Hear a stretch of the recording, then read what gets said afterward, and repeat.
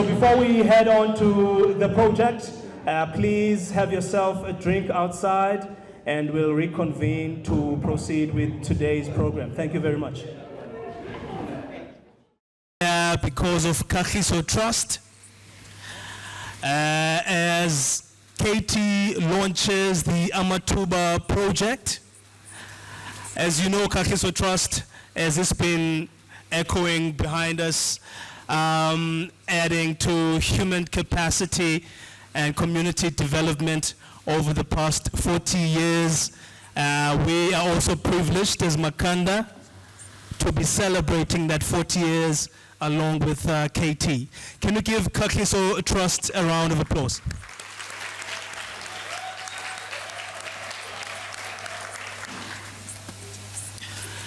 My name is Andile Naika, and I'll be facilitating the program today, hoping that everyone is still enjoying their drinks, but still also getting into the emotions. Being in community development has to have emotions. We've had a lot of chats with people in civil society about the element of passion behind the work that they're doing. And the stakeholders that I see here, some we've worked together, some have worked probably for my cause. They bear a strong sense of emotions, strong sense of passion. And that passion will be reflected as we reflect on the collaborations we've had with the community of Makhanda, as well as with Kagiso Trust coming on to this day. So as we launch the Amathuba Projects, breaking down the word Amathuba, translating it, it's opportunities. And when we speak of stakeholders, we speak of collaboration, positive partnership for positive co-creation. So the stakeholders that are present here, they know and understand that process very well. And to make it as a stakeholder, they also understand that they need to build positive relations with other stakeholders, such as Kagiso Trust. So today, we'll be reflecting some of the work that KT has been pursuing in Makhanda since they landed in Makhanda in 2018. Trying to make that difference in the community, trying to add to that human capacity. Today, I will not be the one speaking a lot. We have stakeholders that we need to recognize. I'd like everyone here to give the stakeholders that are here a round of applause, please.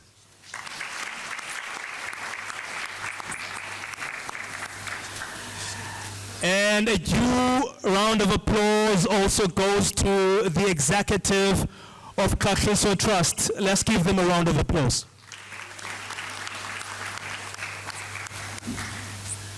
Now, as we enter the program, we're going to call on the chairperson of the Kagiso Trust, Makhanda, to give us an opening and also a reflection. As I've briefly mentioned, the 40th anniversary celebration. Now she's gonna expand on it a bit more. Let's welcome Makhanda.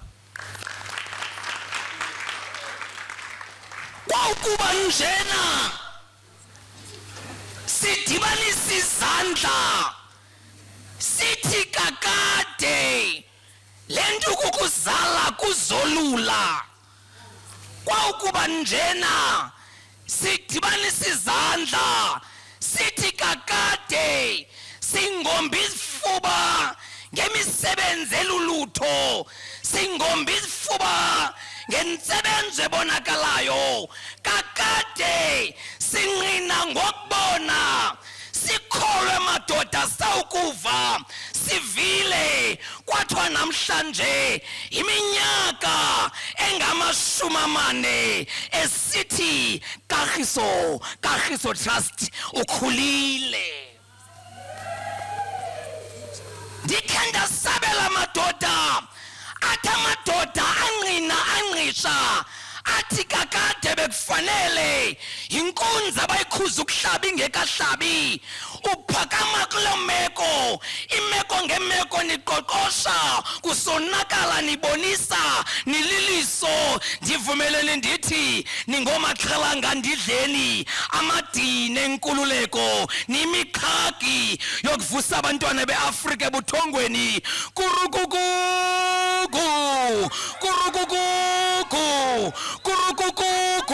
vukani nizenzele kurukuku. As the roaster, wake up, do your dreams. Let us wake up, let us stand tall, let us shape our countries, let us shape our societies, picturing a better society for all. Kagiso Trust bayawuze bangqine, bayawuze bayetsho bephesha kwamangcwaba, bayaze besitsho besithi kubungcwabangcwaba inyunyu yityhodaka ngapha nangapha apha nalapha zinto zophapha sibe ngangcabalaza ingxaki zaxabalaza sazabalaza inzima zaxananaza sarhubuluza amaphupha edunduluza. Kwaba njalo kakade singabantu abathi indwendwe liyabukwa. Kwakuba nje madoda sibethe esifubeni sithi kakade ukuzala kuzolula hambe ikwekwe ikhulile mayibheke esutwini.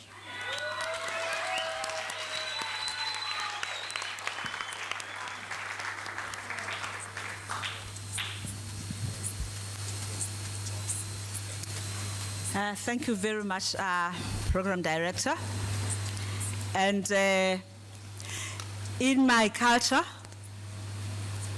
umbongi never gets thanked, so I don't know what happens. It's the same, yes. But ladies and gentlemen, today it's a very interesting day in that it's not for us as Kagiso Trust to talk a lot. I think people who must talk a lot are people who are on the ground doing the work. Anyway, it is a great pleasure to welcome you all to this launch of Amathuba. As you all know, Amathuba is opportunities. And opportunities must be made and opportunities must be taken. And this is what we are about today. It's a day of possibility for the Makhanda community. Last year, as you have been told, Kagiso Trust celebrated 40 years of existence, which means Kagiso Trust was born in 1985. I was there, some were not, but we can talk about it. 1985 was it's one of those years where South Africa was in a very dark place. Political parties had been, political movements, they were not parties then, had been banned, people were being arrested, people were being killed in the townships, and a group of clergy, Bo Archbishop Tutu, Beas Nodie, Bo Frank Chikane, Bo Frank Mkachwa, and others, came together and said, we can't sit and watch. Let us take this risk and create an organization that will actually begin to protect people against apartheid. And that was, at that time, that was the only organization because other organizations had been banned. So that is how Kagiso Trust was born. So Kagiso Trust has always been on the side of the people when times are dark. So that is the small history of Kagiso Trust. I'm not going to spend too much time on that, but as time went on and democracy came in 1994, and Kagiso Trust took a decision that now that apartheid is gone, was it gone? I'm not sure. We have to have programs of development, and our flagship program has always been education. But beyond education, we are here because we have other aspirations in development. Education alone does not bring development. We have other aspirations. We have programs in agriculture. We have programs in local governance. That local governance program of collaboration is what has brought us here. Local governance is not just about voting and being a councillor and being a mayor and then working on service delivery programs. No. Local governance is about people coming together to come and govern and assisting local government to govern. So many of you know Paul and some of our colleagues here who have been very hard at that initiative of local governance. Our relationship with Makhanda stretches back several years. It was mentioned here that it's been several years. And during this time, we have had the privilege of working closely with local businesses, with leaders, political leaders and community leaders. We've had an opportunity to interact with a diversity of communities in the town. And we are committed to the well-being and development of this town. We are not only of this town, but the town and its environs. And if we are successful in one town, in Kagiso Trust, when we have had success in one place, we go and replicate it in another until that success rolls over and covers the country. Let me just digress a little and tell you about this replication.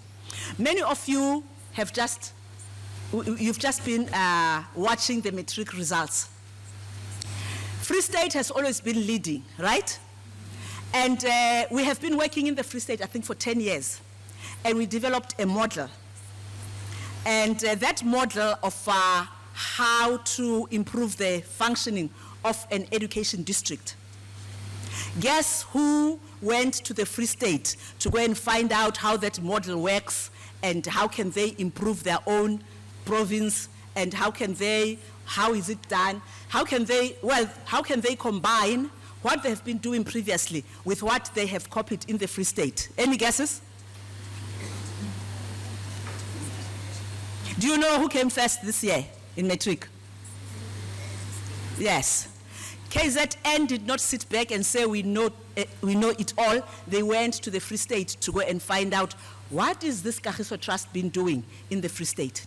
We are replicating that model in Limpopo. Limpopo used to be bottom of the league, but in Sekhukhune, but it's beginning to come up. So this model that we are seeing here, if indeed it becomes successful, can you imagine if this young people, this group of people, young people, if we could do that countrywide?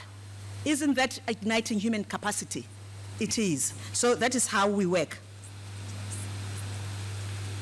We are doing this work when South Africa is facing real challenges. Public trust in institutions is under pressure. Communities often feel unheard. There's a lot of mistrust among groups of people and among communities for various reasons. Now, when there is mistrust, development becomes very difficult. I'll tell you why.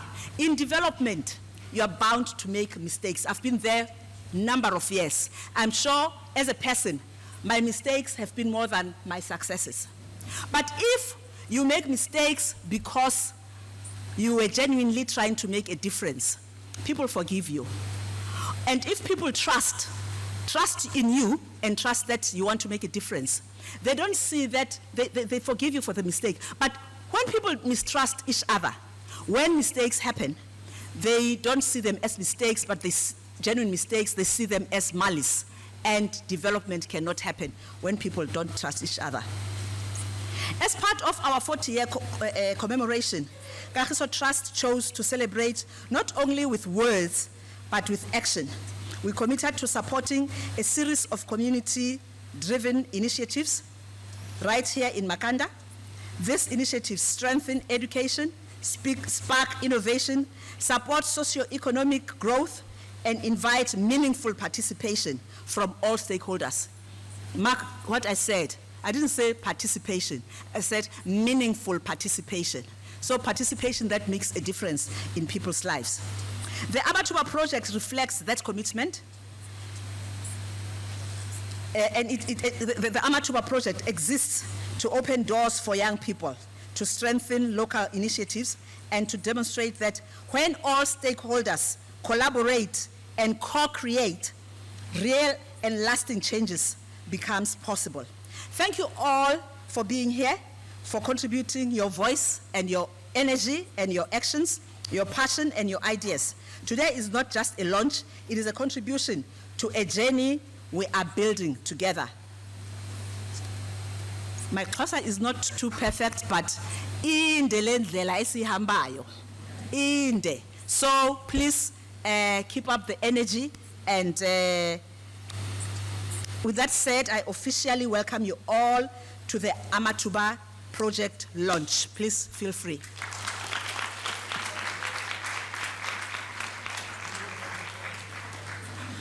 That's very beautiful from Mayor Mankona Ntaba. Indeed, in the Lendlela, my comrades, it's a long journey that we travel.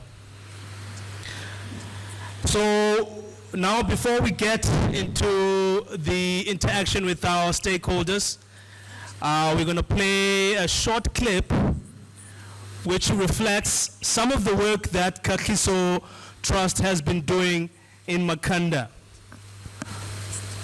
So please enjoy this short clip. Enjoy. Each of us waiting to be ignited. At Kagiso Trust, we believe the future lives in you. For 40 years, we've walked beside the dreamers, the doers, the job seekers, and the leaders.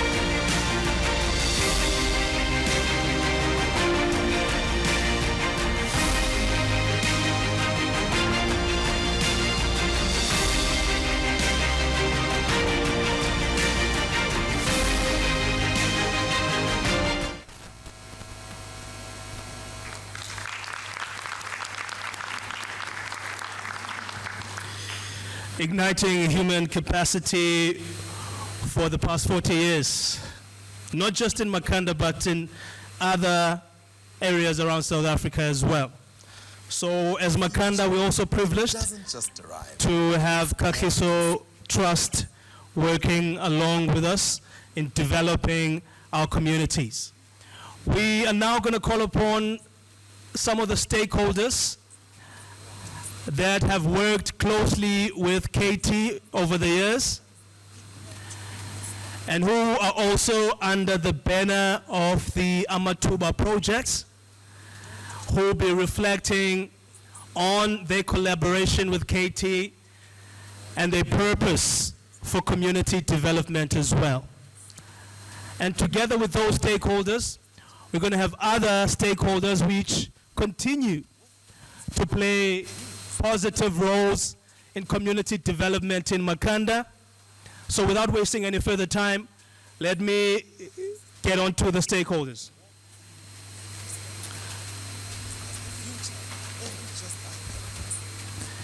We're going to have Awanet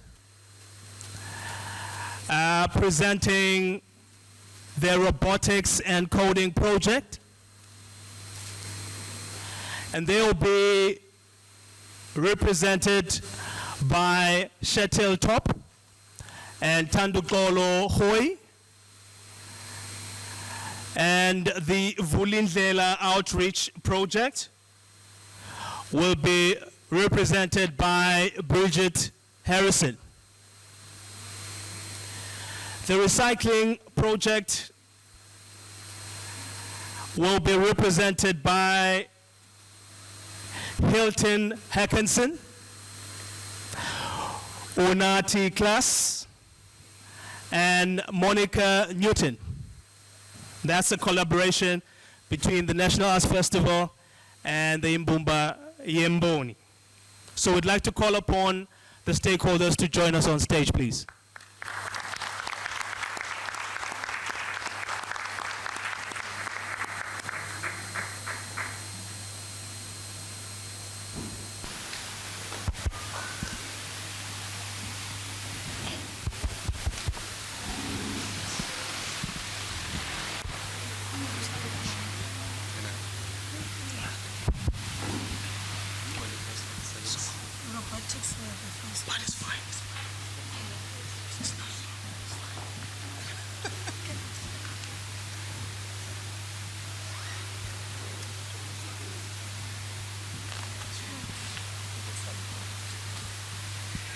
Happy belated birthday, Kagiso Trust. I guess it's 41 now, it's 2026, but yeah, it feels like it's privilege to be invited by an organization with such a proud history.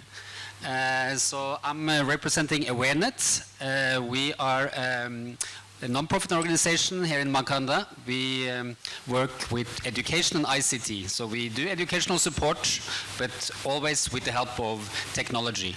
So our cooperation with Kagiso Trust actually goes quite far back, and I was reminded of it when I saw the video now, because there was quite a few clips from our robotics program, and everyone had isifonyo, they had face masks on. So I think it's back in 2021 that we first, Kagiso Trust was very instrumental in igniting the spark that made our robotics and coding program see the day of light. They were helpful in getting us trainers from Joburg. We are an organization that deal with ICT and education, but we really didn't have robotics and coding on our program, and they helped us help us realize that. So we got some robotics kits, and now we have received more funding from Kagiso Trust to expand our robotics program. So we hope that we now, this year, will be able to offer robotics and coding to almost all the township schools in Makhanda. So that's something very special.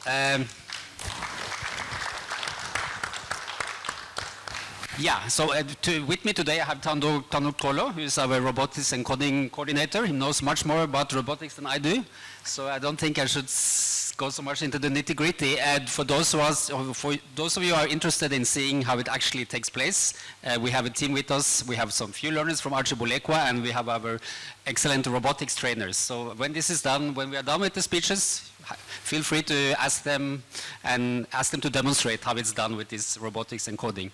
Tando, maybe we'll say a little bit about how the kids react to robotics and coding. And thank you, everyone. With the robotics and coding program that we currently running as AWANET, we have worked with, when we started in 2022, we worked with 4 schools. And then from there, going forward, we stretched to 6 schools and reaching about 400, close to 500 learners in all those schools. And we've been working closely with the schools in making sure that the learners learn through robotics and coding by having fun. We've been working closely with the World Robotics Olympiad South Africa. That's where the kids get to attend competitions that are hosted yearly. So from there, they get a chance, if they placed second or first place, they get a chance to go to national competition. And then from there, if they place first on the national competition, they get a chance to go to international competition. Unfortunately, throughout the years that we have been entering our competition, we haven't reached that milestone of being on the national side. This year, that's the goal with me and the robotics guys that we are currently working with, the schools that we are working with. And we're hoping that we can take this program further, and thanks to Kagiso Trust with the funding. And we promise that we'll expand the program, and robotics and coding is much needed here in Makhanda, because I believe now the robotics and coding has been introduced as the curriculum by the Department of Education, but most schools in Makhanda are not having it. So we as an organization come in and bridge that gap. And yeah, that's it. Thank you. Thank you very much to the AWANET team, that is Shetil, together with Tandu Kolo. Before we go further with the stakeholders here, we'd like to beef up our stakeholder panel by introducing the director of the Rhodes University Community Engagement, Ms. Di Hornby. Please join us.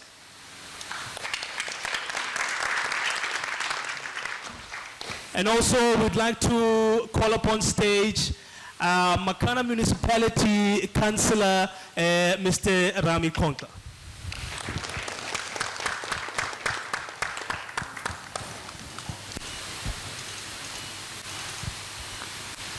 And lastly, we'd like to call upon Ms. Nikki Hayes from the Makhanda Circle of Unity.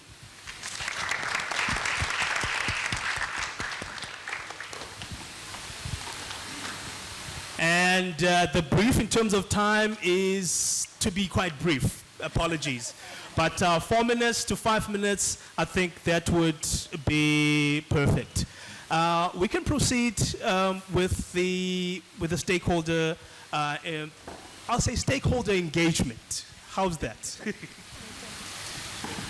Good afternoon, everyone. My name is Bridget Harrison, and I'm the project manager of Access Music Project, which you were listening to earlier this afternoon. It's absolutely wonderful to be here, and I was not part of AMP when they first received funding from Kagiso, so I had to do a little bit of research. And it's always so amazing when you realize that you're very well aligned with a funder, and you're both fighting for the same things. So what I saw, the 3 elements that Kagiso are reaching out for are empowering young people, uplifting communities, and looking for sustainable solutions. And the way that they do this is by igniting human capacity. Well, many people look at us as a music school, and that is what we are, but we are so much more. Through teaching our learners music, they learn so many other skills. They are learning to be leaders. Through our ensembles, they learn how to work with other people. They learn interpersonal skills. They are developing the skill of music, which requires discipline, perseverance. In our many performance opportunities, they are learning confidence to get up and speak in front of people and perform in front of people. And I feel that as much as we hold quality music education as one of our key goals, it's also to develop confident youngsters. And in that sense, we align with Kagiso, that we are igniting human capacity through teaching music, which is empowering our young students to go into their communities, and hopefully they will be the future that can find sustainable solutions. So a little bit of background. We're in our 16th year. AMP was begun in 2011, and it serves the 20 schools in Xhosa which don't have music departments. I often explain to people that we are like an external music department where students who want to do music can come to us. We offer every single instrument, from clarinet to cello, drums to saxophone. And our learners take part in a 7-year program. They exit a matric with the same level of music that someone doing music in a government school will exit with. And we are very, very proud of that.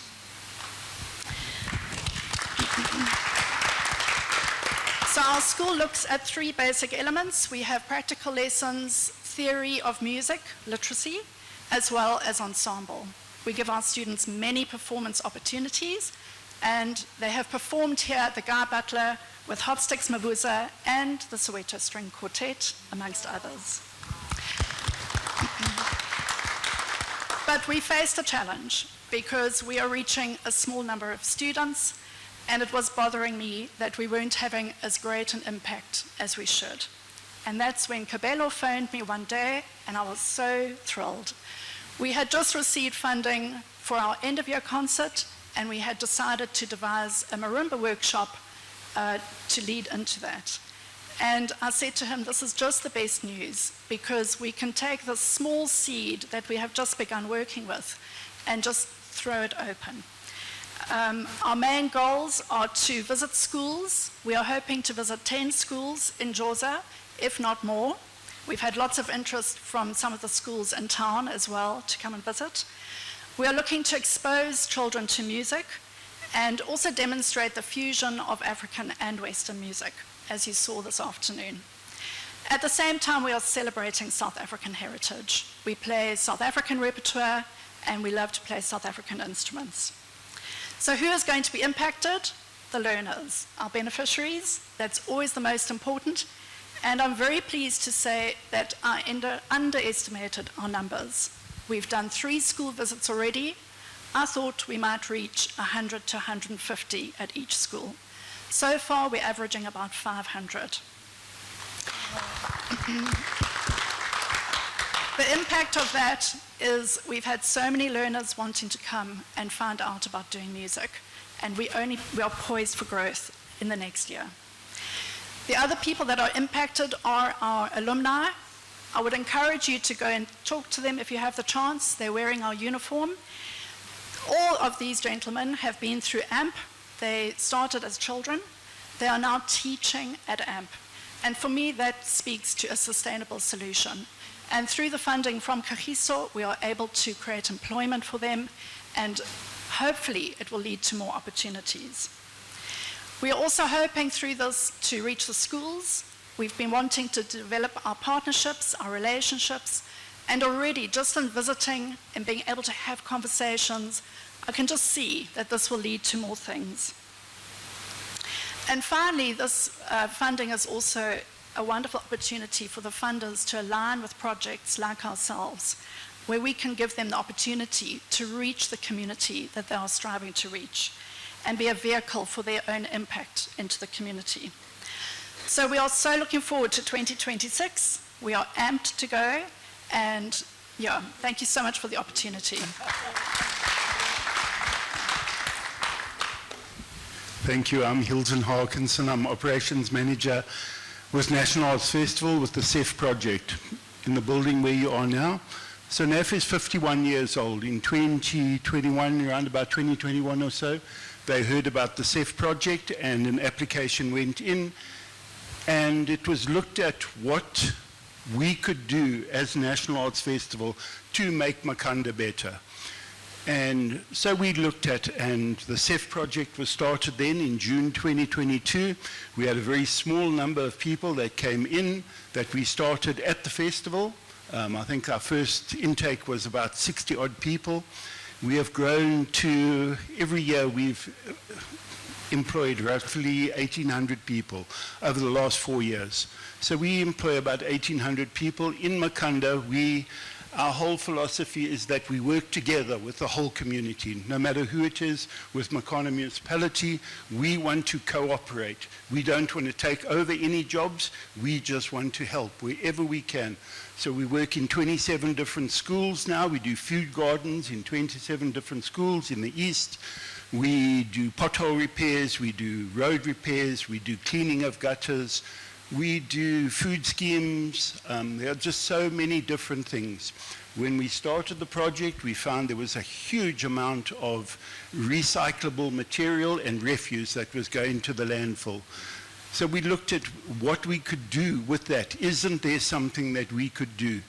And we started investigating, we started looking, and one of the things that we saw was that we could make, out of recycled glass and plastic, we could make a paver. So we started with the M6 block and we started with a paver, and you can see at the end here, if you would like to come and have a look and see the sample of the stuff we've made. So we've probably gone through, in the last 2 years, about 7 to 10 prototypes to get our consistency right and to get everything right. The 2 young members there are the team leaders. They've done an incredible job in working with it. So we've been working with the community.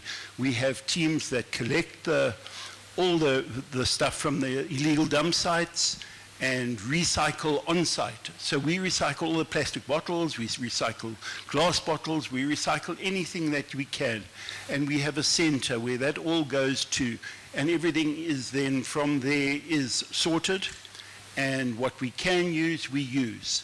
And so, like I say, we're making pavers now. We've probably got close on 20,000 pavers. If you go and look at Major Fraser's, you'll see one of the areas where we've started. My team is busy working there right now. And we just see this as an opportunity, an incredible opportunity for the community here in Makhanda. When I first started, when we started with the project, and people were coming to us and they haven't worked for 20 years, and we put them on the project, and that first pay that they received, people were coming and hugging you and and tears crying, saying, my family hasn't had an income, they've had nothing, we have hope now. And that's our biggest thing, is to give the community hope. We went into all the children in the schools and we were talking to them. And so many of them said, I wake up in the morning, my mother and my father aren't working, they're at home, I go to school, I come back, they're still there. There's no food. And we looked at that and we thought, hey, well, how can we help and give pride back into the community as well? So we took and we created a schools team.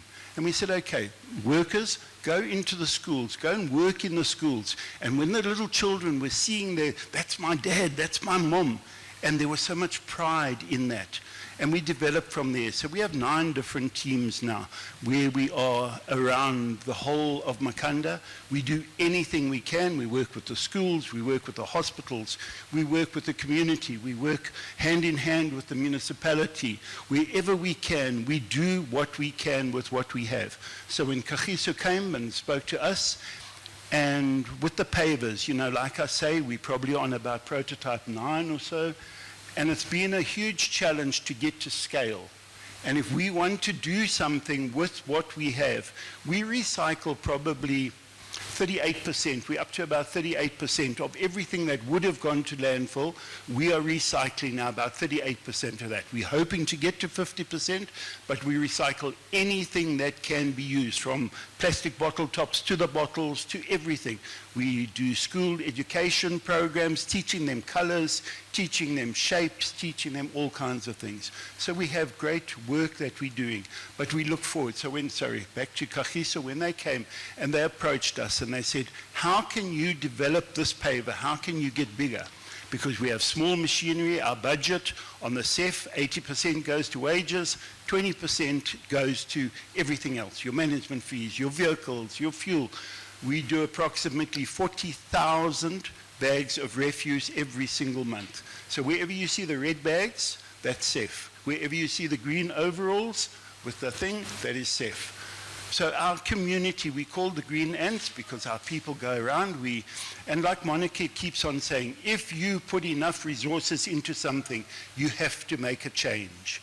And with 1,800 people on the ground, we are making a change. We're working with the people, whether the change is good or the change is bad, we are making a change. But we are trying our best to work with the whole community of Makhanda. People are very appreciative of all the work, and what we are doing is to try and enable people and that they have a desire to come to the National Festival, National Arts Festival. We are only 11 days. But it's a huge thing. So the more we can do as a community, the more people we bring into Makhanda for the National Arts Festival and for everything else. So Kagiso Trust, that you've given us this finance, that we can buy bigger machinery for our pavers. We've got chipper coming, we've got new paving machines, and it's just opening the doors for us. You know, if we can get to the scale where we can do between 5,000 and 20,000 pavers a day, that's what we're hoping for, we can make a huge difference. Where those pavers, where the municipality and everything can now source locally, and it's a fully eco paver. We are doing away with cement. Right now we are doing cement. We're busy investigating with all our tiles and everything. So all recycled tiles, everything that comes off your bathroom walls, off your floors, we will crush that and we will use the porcelain in place of cement. So it will be 100% eco, that is stopping going to the landfill and the people. And the incredible pride that our team has that works in the factory and does that.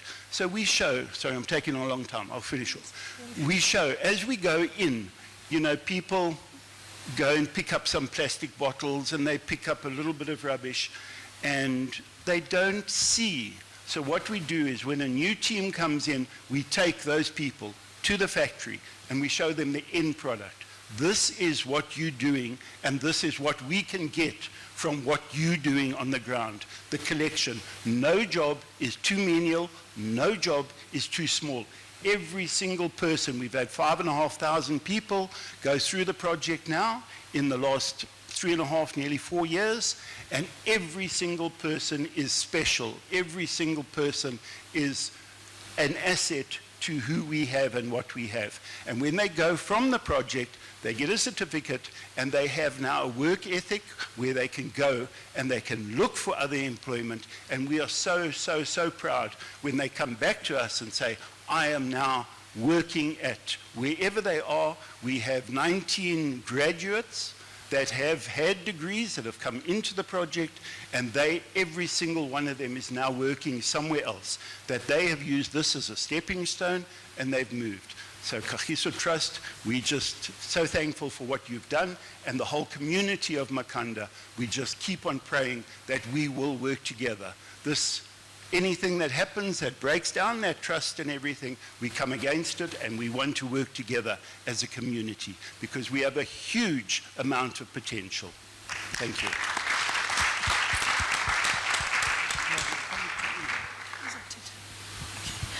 Good afternoon, everyone. My name is Unati Klas, and I'm a community development practitioner by passion. I am from Imbumba Yemboni, an organization that is mainly funded also by Kagiso Trust. Adding on to what Hilton was saying, Imbumba Yemboni and the NAF office are going to sign an MOU today. And that is to, I am mentioning that so that it shows where the link between Imbumba and NAF are.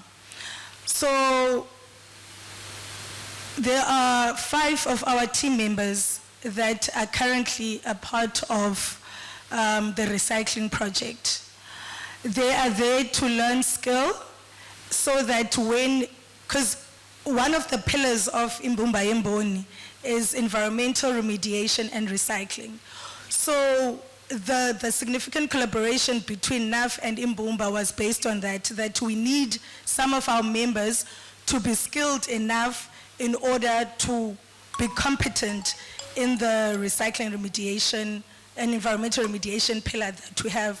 So I'm just putting emphasis on the amount of work that meaningful and significant collaboration can actually stem. It stems out a lot of growth, and we are a living example between the monument, the NAF office and Imbumba Yemboni. As we stand here, as I'm seated here,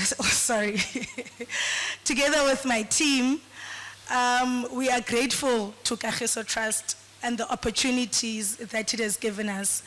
There is a Xhosa saying that says, "Besingazuba yinto ngaphandle kwakho," and that is literally how we feel as Imbumba Yemboni. Kagiso Trust capacitated us, and it gave us all the skills we needed to be where we are. 3 years ago, there was no organization known as Imbumba Yemboni in Makhanda.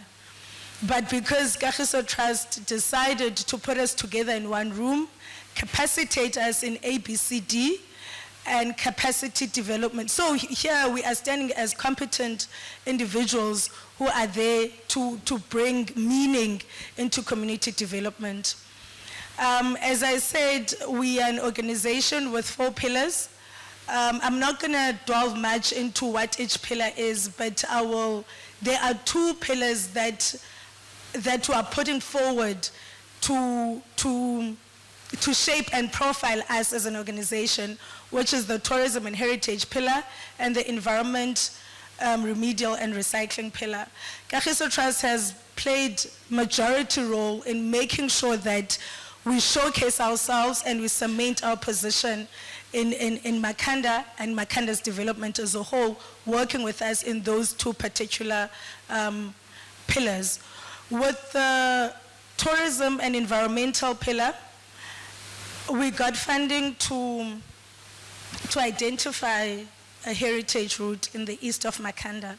So Makhanda is divided in 2. Hopefully we'd like to see the end of that as we grow closer to each other.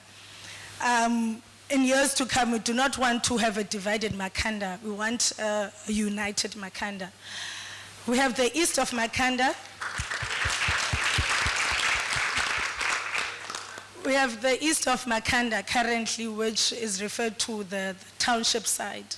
When we speak about tourism, we always speak about what happens in the museums in town, what happens in the monument, what happens in the cathedrals, and we forget that to also have our own heritage and history that is in the east of Makhanda. So what we're trying to bridge now is that gap. We're trying to be one. We've identified sites for us to go visit and to learn about Imvelaphi yethu, because we believe that you cannot, it doesn't matter which race you belong in or where you come from, but without knowing your history, it will be very difficult to identify with who you are. So we are bringing that back, and we are bringing it in a form of heritage and tourism. Let's clap.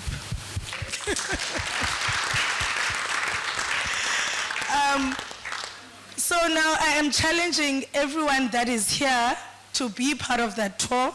We have 2 of our members, of our team members, that have undergone training through resources of Kagiso Trust, they've gone through accredited training to be accredited to tour guides. So our tour guides are not just people who have decided to learn information, but they are actually accredited tour guides.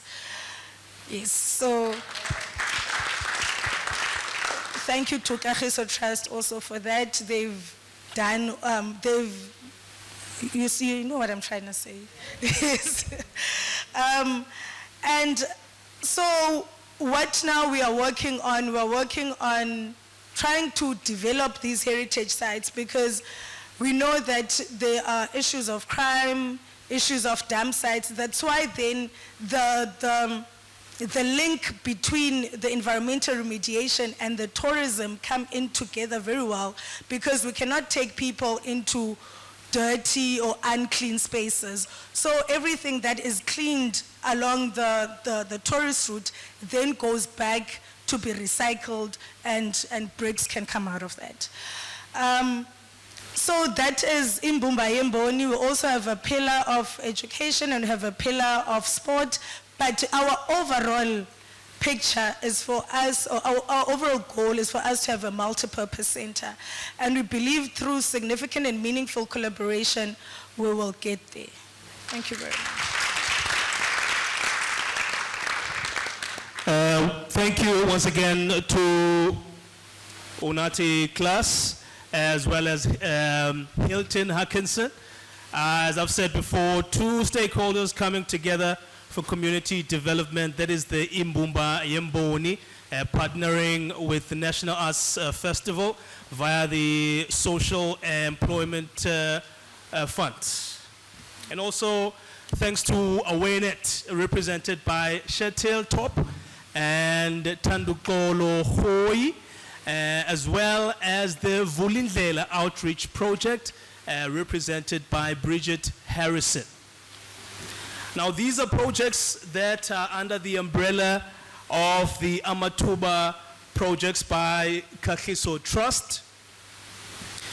Now, another segment or a program which was produced earlier this week forms part as well of the Amathuba Projects by KT, and that is a youth podcast, or how they put it is youth-led podcast, which seeks to amplify some of the stakeholder partnership that KT has had in Makhanda with youth-based initiatives that will continue on throughout the years. So the podcast was aiming at amplifying and encouraging collaborative governance.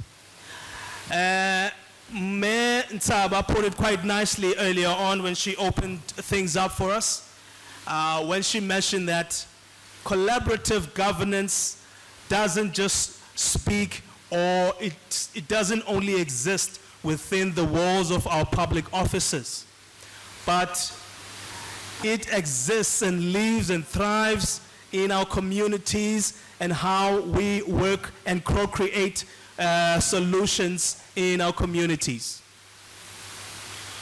So the podcast also seeks to share positive collaborations from some of the stakeholders that you see here on stage, together with KT and other stakeholders that are not present here with us for that positive co-creation. So that podcast will be available on the Kagiso Trust website and other media platforms and social media platforms very soon. To continue on with our panel, very interesting panel indeed. We're going to continue now from our far right, that is the audience's far right. Ms. Nikki Hayes from the Makhanda Circle of Unity will kickstart it again in the second half of the chat, followed by Ms. Di Hornby from the Rose University Community Engagement Office. And lastly, we'll have Councillor Rami Klonkla, representing the Makhanda municipality. Over to you, Ms. Hayes. Thank you so much. So in 2019, we had a big meeting at Nombolelo where Paul from Kagiso was investigating the possibility of starting to work with local governance. And one of the concerns that Kagiso had was whether Makhanda had enough stakeholder engagement. And it was a remarkable meeting where people from all different sectors came together and formed the Circle of Unity. And that Circle of Unity had many different clusters, some of which changed over time. And some of the most enduring ones have been the local governance cluster and the education cluster. And then, of course, there was 2020. And in 2020, needs changed. And so an emergency food and an emergency health cluster were created under the banner of the Circle of Unity. And it started with just people getting together, and I've been asked to speak specifically about the food initiative. And what was remarkable was the extent to which people from everywhere in Makhanda just got together and said, how can we help? And Mama Dai was involved very much with the health cluster, and I became involved in the food cluster, and then Kagiso, as is their want, saw that things were happening and said, if you can proof of concept, we will support you. And with the food cluster, it was quite amazing because we started with maybe 20, 30 food parcels that were going out every week. And Kagiso really challenged us to up that very significantly. And it was a mutual partnership in that we were helping to build the database of the people who were in most need in Grahamstown and Makhanda. And as we started to get bigger, and as the funding came in from Kagiso, it became the most incredible project that I have ever had the honor of working with. A hall double this size at PJ Olifere just filled itself with people who, despite their fear, despite the challenges that they and their families were facing, came together to make sure that 600 people a week were getting food parcels. And what was also beautiful about that project was the extent to which we needed to use our pre-existing community partnerships to get that food to the people who needed it most. And Rhodes Community Engagement was a massive part of that, Sisnosi, but also the schools. Principals came to fetch parcels for their most needy families and then became involved in the project. And it was one of those moments where you really see the beauty of this town and its willingness to work together for the good of everyone. So we are so grateful for that. It was many, many years ago, but it brought people together in such a special way, and so many of those partnerships still exist today. There is still a food project in Ghost Town that is an offshoot of that to this very day is supporting some of our families who are the most desperate. And certainly in the education cluster, there's been so much amazing collaboration that has come from this Circle of Unity that was founded by Kagiso. So in so many, many ways, that it's impossible to talk about all now. We are so, so grateful for everything that you have done. Thank you.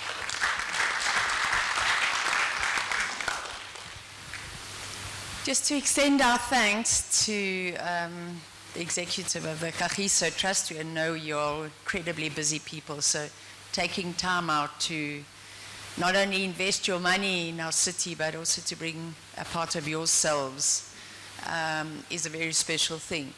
Mandibulisa na ngale mina namhlanje. Igama lam Godai Hornby, and I'm the Director of Community Engagement at Rhodes. Taking you back to 2015 when EVC Year 2 was inaugurated in this building actually. And he said to the community, the theatre was full, and he said, this university, meaning Rhodes University, is not only geographically located in this city, it is of and for the city. And in those words, what he did was he repositioned the university. And I think that has meant a lot, because a little bit later he made a promise to the community, and he said, I will work with all the education stakeholders as a start, the schools, the education NGOs, and anyone else who's willing to work with us to help revitalize public education in the city. And he called us all together and he put us to work. And that was in 2015 when he was inaugurated. And then Kagiso, we started work. He set up a committee and we started work. And Kagiso, Paul and Ubut Kabelo came along in 2019 and we started talking 2020. The trust granted us our first grant, and every year without fail we get a grant from the Kagiso Trust, which has contributed to the revitalization of public education. Partnership is what it's about though. No one of us can do this on our own. And it's been about bringing all the people that are working in the space together, letting go of competition, and uniting ourselves with collaboration and compassion, and understanding that our futures are inextricably bound. That, you know, Unati was just giving an African proverb, and another one is umtu kabantu. We are because of others. And when you start to understand it like that, then you understand that we all need to roll our sleeves up and put ourselves to work. So the university is an education institution. It's a place where knowledge was made. And traditionally, the knowledge has been made by academics into books and on the shelves, and maybe it hasn't had the impact that it could have had. And that's where the big shifts have been made, is to work out how do we work with people in knowledge making? How do we respect the knowledges other people bring, the indigenous, the local knowledge, and we add it to the academic knowledge. And then we co-create the solutions that our city needs. So that's the approach that the university has taken. And as a collective, we've done really well. I know Ume was talking about the Free State. We are going right behind the Free State. We are not far. And just to give you an idea of how the city is doing together is that we have a retention rate of 74%, which is very important for us. So we keep young people in the system. Our pass rate this year was the highest the city has ever known at 87%. We don't only look towards passing because we have a university in the city, and it's about access and success. Not just access, but also success. So in 2011, only 12 people came from our local schools to Rhodes University. Last year, 188 came to the university. And we're still counting. So far this year, we're on 166. So those pass rates are really, really important to us, but the quality passes. So before 2018, the best we'd done in the public schools was 200 bachelors. This last year, we're on to 369. So 45% of our students in public education are now getting a bachelor's pass. But the work continues, and the work continues through partnership. That's at the top end of schooling. We soon realized that you can't just put all your efforts there with a Band-Aid strip, and we had to think about a pathway. So we went all the way back to early childhood development, and we started working there. I mean, there are 83 little preschools in the city, and we started to collectively strengthen the foundations. And the way we measure it at that level is, you'll be aware of the Pearls research. It's international research, and they look at young children who can read for meaning, so comprehension at grade 4. And internationally, we are ranked the worst, with only 19% of our children in South Africa being able to read for meaning at grade 4. Well, in Makhanda, 45% of our children can read for meaning. And the way we know that is one of our NGOs, GADRA, work with our BEd students at Rhodes, and they test every single child in grade 4 in public schools. And we know that last year they're busy testing them now. It's done in February every year. Last year was 45% of our children can read for meaning. It's not enough, but the work is still in progress. And so I think for me, what has meant a lot in the city is the level of willingness to partner. We've got a lot of our amazing education NGOs here, Umasunduna from ADC, Joe from Laboni Center, you know, Nikki in here. We've heard from the 2 at the Joza Youth Hub. So it's a huge collective effort, and we are deeply grateful to the Kagiso Trust for coming alongside us, not just with a financial contribution to all of our partners, but it's much, much more than that. It's an investment to say, we believe in you, you can do this thing, go and do it. And that moral support has meant a lot. So to the trustees, we see it in your presence here today. You can sign a check and send it to us. You don't do that. You come and you be with us at these times. So we thank you for your amazing efforts and your contribution to the space. Thank you.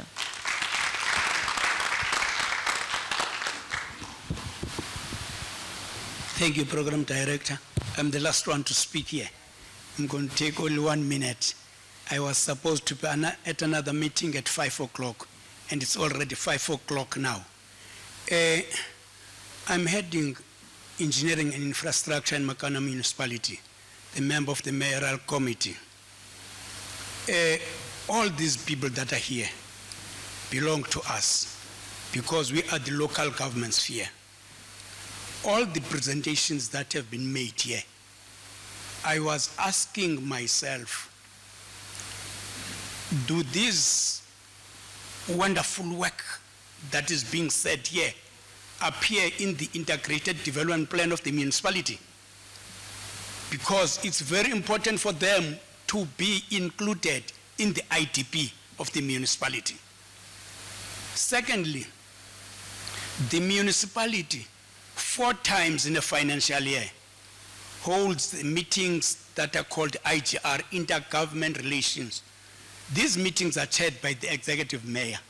They sit 4 times, and all the stakeholders that are within our jurisdiction go to those meetings and say, this is what we're doing within your jurisdiction. Now, if we can ensure that we don't do a fragmented approach, we are able to make a more positive intended outcome. As I've said, all what you're doing are assisting us as the municipality. Because if there was nothing that is being done, you want to go to Kagiso Trust, you're going to go to the municipality and say, there's nothing that is being done for us by the municipality. That's a fact. Hence, I'm encouraging all of you to say, we're going to have IDP road shows, whereby all the stakeholders are expected to make inputs so that the programs that they are doing may be able to be included in the IDP of the municipality. I was saying, Paul, on the 19th of January, I made a submission to the Department of Education, Portfolio Committee, Provincial one at Kirkwood. And I was saying to them, do you think the curriculum that is being offered in our school, is it still relevant? No, it's a $1 million question. Is it still relevant? because now we are competing with the AI, artificial intelligence, whereby we're going to get learners holding grade 12 certificate without any knowledge, because they're being overtaken by the artificial intelligence. This is something that the Department of Education needs to consider and revamp or overhaul the curriculum. We're sitting now with our schools offering maths lit in the place of pure mathematics. Where the hell are you going to get an engineer that has done maths lit? You won't get that one. You'd get the one that has done pure mathematics, and we can't sit and be quiet about that. This is the challenge that I've posed to the Department of Education, to say, revamp, overhaul the curriculum so that we're able to have now the learners that are credible. And don't encourage our learners for the sake of passing. You lower the bar. Why would you lower the bar? Raise the bar so that we're having credible learners who come out of our institutions. Thank you. Thank you. Now, as I'm sitting down, 2 programs that we had with Kagiso Trust. LED strategy. A very important strategy, because our government is very concerned when it comes to the economy of our people. And we're saying, when we're doing the strategy, Paul, let us talk about township economy. As politicians, we can't shy away and be glad when we see that economy is booming in the western side of our town. Yet in the eastern side, there's nothing that is happening. Hence we had that strategy. Mosmnanza uthetha njengepolitician. Andizuthi mna kutheni bangakhe ophi aba Pick n Pay babone Josa. And that's the strategy. When we're talking about LED strategy, Nimbonile, our late director of local community development, Urian Mering, may her soul rest in peace. We're teasing that strategy. Sisithi hayi, kaloku zonke izinto mazibe khona phaya elokishini. Zingasoloko ziba khona kweli cala lase-West. We did that strategy, LED strategy. And the Makhanda precinct, 2 very important programs that we did with Kagiso Trust. Now I'm posing a challenge as I'm sitting down. I was saying, sir, to this young man, Mr. Lombo, ndithi kubo, ubangabana nithi nenzi paving. Currently our approach as the municipality, city, asizobe sifakitha sakwenza paving. What submission have you made to the municipality so that the municipality can be able to acquire paving from this young man in boosting the local economy? LED strategy, the principle of local economic development says, how many times does a rand circulate within its jurisdiction before it exits? Ijikeleza kangaphi le rand? Singaphuma emhlekazi sithi yothenga ipaving eBhayi. Kanti uyakwazi ukwenza ipaving because approach yethu as the municipality ngokuthi sazipave zonke izistrato. Naba bantu bamani bekhala ngepotholes yabona basiyazigqiba ngoku siyapave one way. But ke ngoku we are saying yabona ngosibethi Makhanda way phase 2 ngoku singene 9 ngongepaving ngokoko, but le product yaba bafana. If this was in our IDP, you see, that was going to give you a leg to stand on. Need here we are, local ones, local brand, because kufuneka ekugqibeleni zisupportwe nini local ezinto. Chair, program director, thank you very much. Otherwise, I'm excited. I'm excited. Ek is trots op julle. Hier is 'n baie mooi program. En definitief ons moet hande klap vir Kagiso Trust. Baie dankie. Dankie, Councillor. Let's give another round of applause to our speakers.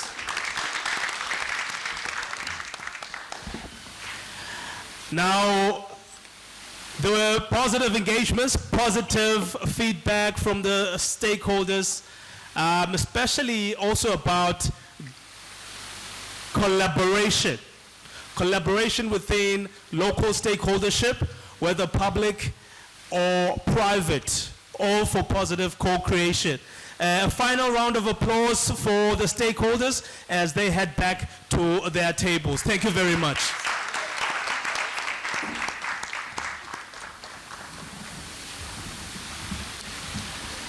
And now we're going to move on to a case study about this very topic of collaborative governance.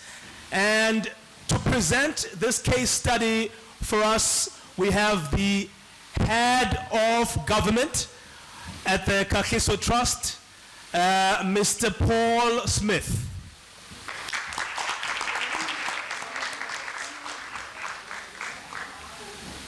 Okay, if you're here for a case study, I'm not going to present a case study, but I wasn't going to say anything, but I actually have to. In reflecting on what happened here over the last 5 or 6 years, and just from a personal perspective, I just have to say thank you to the citizens of Makhanda for opening up their arms and welcoming us into your community. I think since that's happened, we at Kagiso Trust have adopted a self-select policy. We want people who are interested in change to engage us about change. We're tired of chasing people who don't want to change. So thank you for wanting change, and thank you for having us here. But in reflecting on all these things, I've started writing a short list of things that happened. And we started off here with a revenue management project out of Kokda. And we had 6 sites across the country. And when the trust said to me, we need to do something different, the site we selected, because of our engagement here, was Makhanda out of those 6 sites. Because there was a demonstration of citizenship that was really important. Even though you coined yourself the circular firing squad on numerous occasions, no one could agree what needed to change, how it should change, and people were fighting with each other. But the common thing was that everybody wanted something better, and that was the most important thing for us.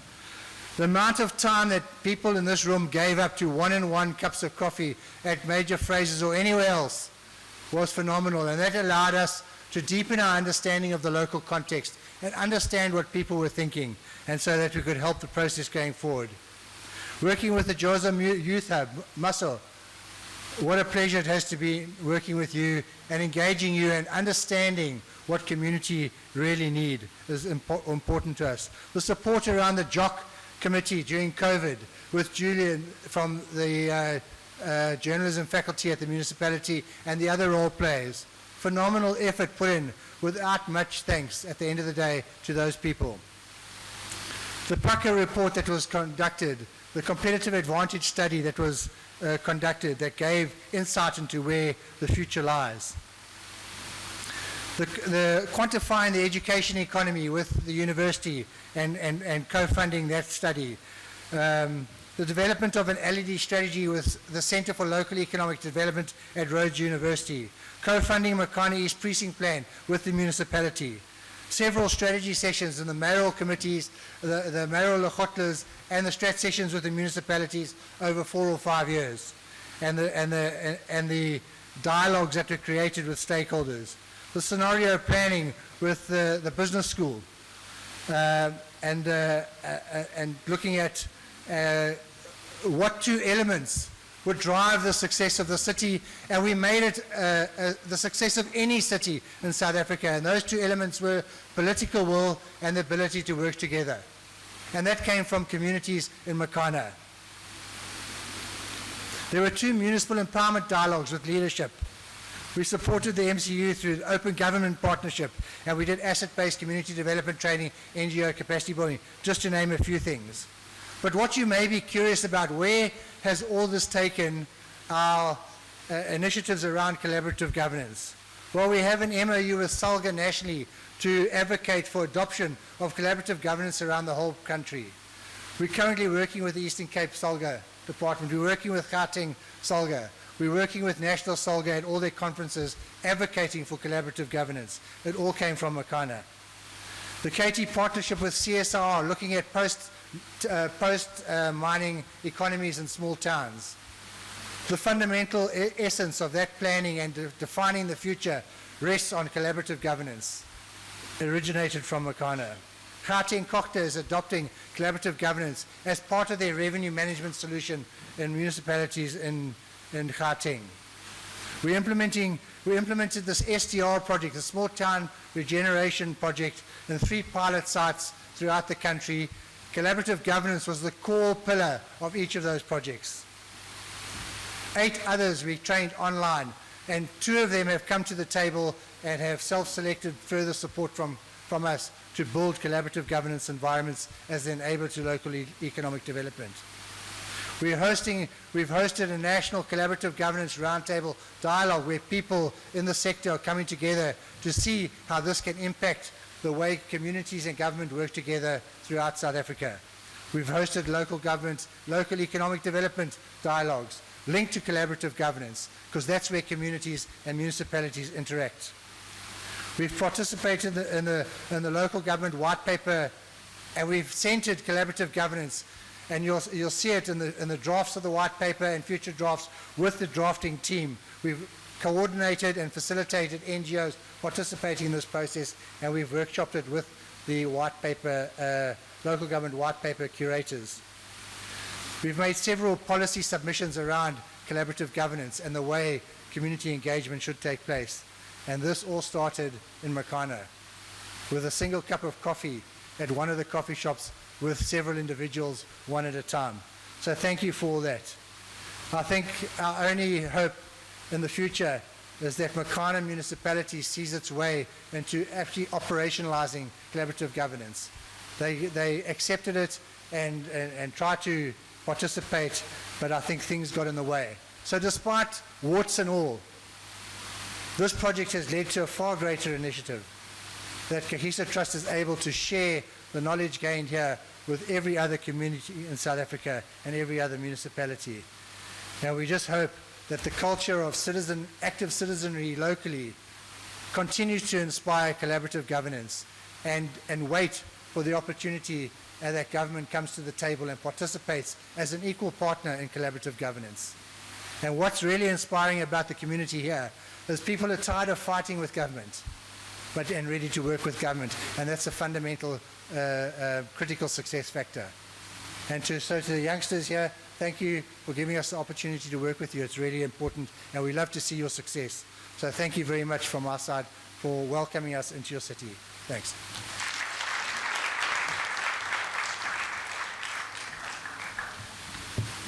Thank you very much, Paul. And now we're going to move over to a segment which is an example of this collaborative governance that we're speaking about. This meaningful partnership that we keep on echoing. And we're going to see it flourish and being made official right in front of us today. I'd like to take this opportunity to call upon Mr. Hilton Hackinson, representing the Social Employment Fund conducted by the National Arts Festival. And I'd also like to call upon Unati Class from the Imbumba Yemboni. Could you please both join us here on stage?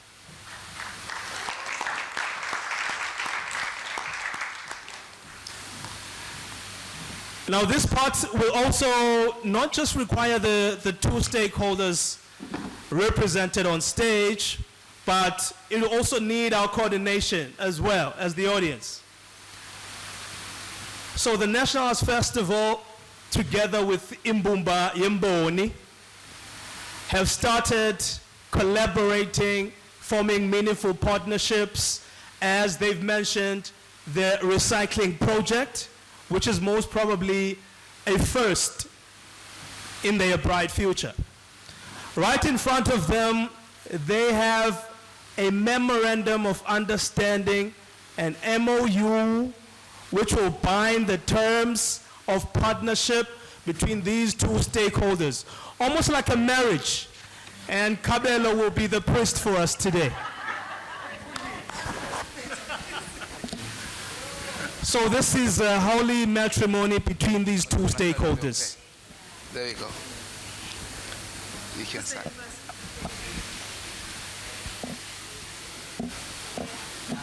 Halal.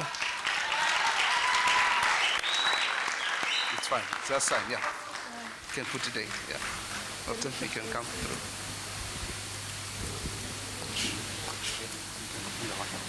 You can open the one that is there. And also, our form of halala today will be to open up the champagnes on the table in celebration of this matrimony we see here today.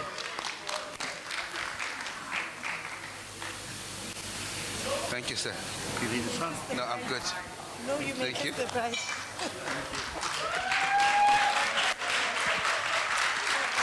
Thank you.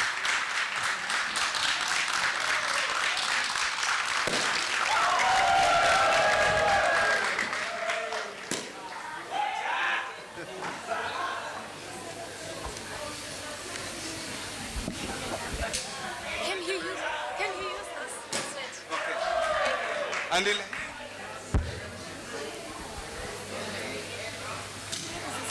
You can use this mic to speak. Yeah.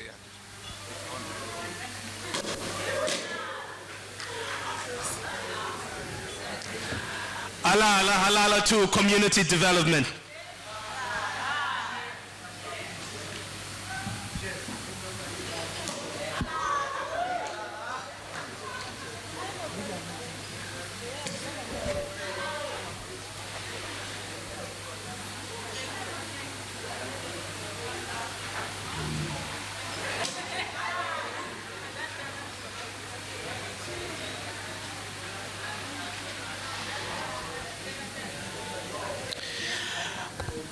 All right, everyone, as they say, pop the champagne. So as we pop the champagne, let's call upon stage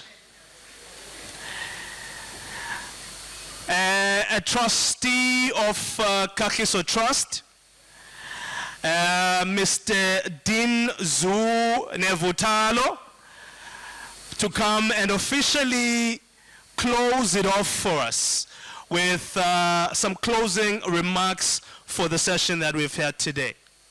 Sir, please come on stage.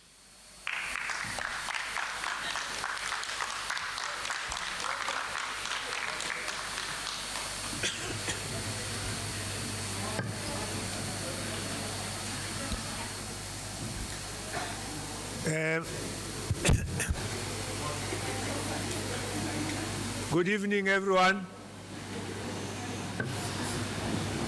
Good evening, everyone.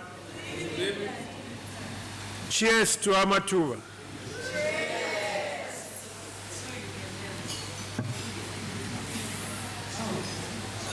As we come to the close of today's program, I would like to thank everyone who joined us and contributed to the success of this launch. I have traveled a bit across the globe. Not too much, don't want to boast, but I've been to a number of countries. I can say, without any fear of contradiction, that we have one of the most beautiful countries in the world.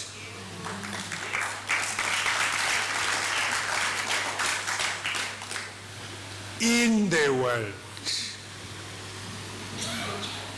You know, on Sunday, sorry, let me veer off a little bit. I was preaching, and it was some of you might know, I don't want to feel a bit too religious. Some of you might know the teachings of Jesus in Matthew chapter 5, verse 1 to, those blessed is so-and-so, blessed is so-and-so. So when I was trying to analyze that word of what does it mean, blessed? It means complete joy, happiness, complete happiness. And they actually make a story of, it comes from an island. The island which had everything during that time, a Greek island which had everything. So much so that they said that in that island you don't need to go anywhere else. Just being there, you have got everything. And it's a picture of our country. This is what South Africa is all about. We have everything. I remember the other year, I've had people going to places like Mauritius, and I became very envious. But then I went to Mauritius, and I realized, compared to our country, Mauritius is nothing. Nothing. But we don't only have a beautiful country. We have got beautiful people in South Africa, very beautiful people. We call it the Rainbow Nation. And this is what we see here in Makhanda amongst us. We are meeting here in this great celebration in many respects. In the context of local governance, while our country is so beautiful, the weakest link in our country is local governance. That is where we have difficulties. And if we can sort out local governance, you can imagine the potential that is going to explode in our particular country. There is so much that we can achieve if we can sort out the issue of local governance. And today has reminded us why the work of Kagiso Trust matters, especially as we reflect on 40 years of service, partnership, and impact across South Africa. We are honored to be part of Katie's building with communities like Makhanda. And as I was sitting down there, I was hearing words like collaboration, words like partnership, for instance, inner circle, which takes us there. And then I remembered, I am from very far in Limpopo, right close to the Zimbabwean border, and we plant maize. And when maize, I've already toasted. So when we plant maize, we eat the corn. We eat the corn. But when corn is dry, you can eat the corn, the corn, fresh corn. You cook it and then you eat it. But when that corn is dry, when it has reached the stage where you crush it as maize, you can eat the corn, but you have to actually cook it. And it comes in these seeds, those seedlings. Then you cook it, And when you eat it, of course, you have to use your hand and take out one piece, the other one, the other one. So we have got an expression in my area that says, munwe mutii autusi matutu, which means you can never eat that corn prepared that way with one finger. It's not possible. You will never be able to lift it up. You need more than one finger. You need collaboration. You need partnership in order to be able to eat that delicious meal that is there. And it's the same, it is our understanding, and it is the same that we see that has been happening. Hopefully it's going to happen also in Makhanda going forward. So through the collaborative governance model, we have seen how communities, government, civil society, and business can co-create solutions that are rooted in trust and accountability. And through the Amathuba Project, we have witnessed the potential that lies within the young people and initiatives represented here today. Let us carry forward the spirit of today with real commitment. The success of this project will not only be defined by this launch, but by the collective energy we bring to moving the work forward. Our hope is that the opportunities created here will grow, inspire others, and make a meaningful difference in the lives of the people of Makhanda. To everyone who presented, supported, and participated, thank you for the dedication and your belief in this journey. Kagiso Trust remains committed to working with you, learning with you, and building with you. Together, we will continue to ignite human capacity and strengthen the foundation for a more hopeful, more inclusive future. Thank you once again, and may we live here inspired to play our part in the work ahead. So in conclusion, I want to say, forward, Amathuba Project forward. Forward. Forward, Makhanda forward. Forward. Long live the spirit of collaboration, long live. Long live. I thank you.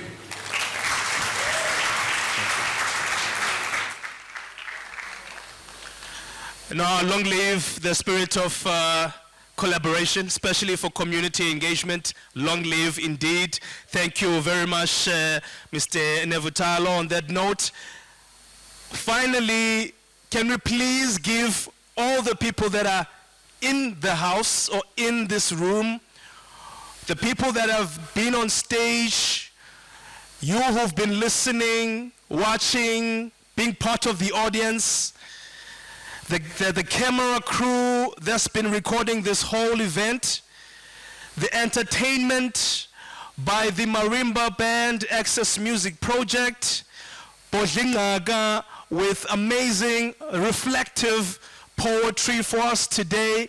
Can we give a huge round of applause for everybody?